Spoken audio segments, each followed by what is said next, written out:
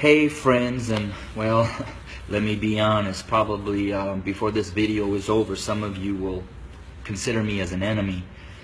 But I wanted to share a couple minutes about my thoughts, not only on the tragedies that we have been experiencing over these past months, and especially these last couple of days with the shootings of our black men, but what I'm coming to learn over my 23-year journey of being a white man, living and ministering amongst my black family here in several inner cities of Chicago. And I'm going to speak very black and white because, let's be honest, it's a black and white issue. I want to take you to the book of Exodus, chapter 1, and I wanted to share a little bit of what took place prior to the rise of Moses.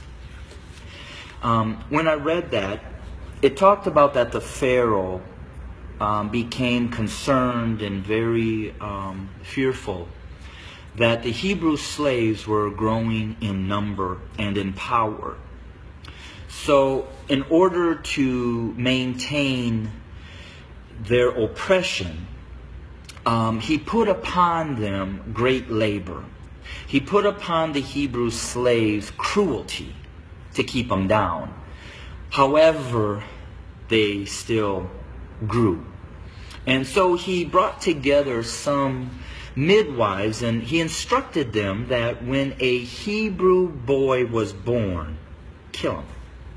Well, these midwives did not follow, and the Hebrew slaves continued to grow. Eventually, the Pharaoh became so hatred and towards those Hebrew slaves that he made a decree. He put out an order that male baby boy Hebrew slaves were to be killed by casting them into the Nile River. Let's look at America. We brought blacks into this country as slaves. We never intended them to be anything other than a slave. But they began to grow in number and in power, and eventually they fought their way to some freedom. So we became even more cruel. And to keep our black Americans down, we lynched. But yet they rose. So then we used the welfare system, the criminal justice system, to keep them down, to contain them, to destroy them. But yet they rose, and they're rising.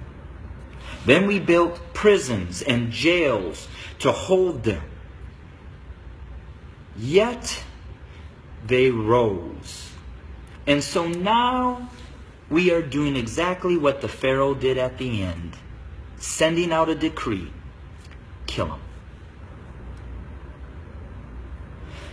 So until we admit that when we wrote this Constitution that all men are created equal, that we never intended to include our black brothers and sisters, our nation may end up facing exactly what the Egyptians faced when they refused to let God's people go.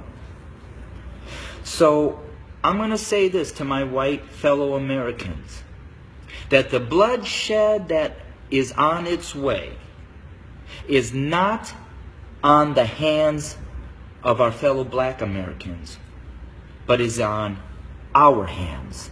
We are the ones that are refusing to let God's people go.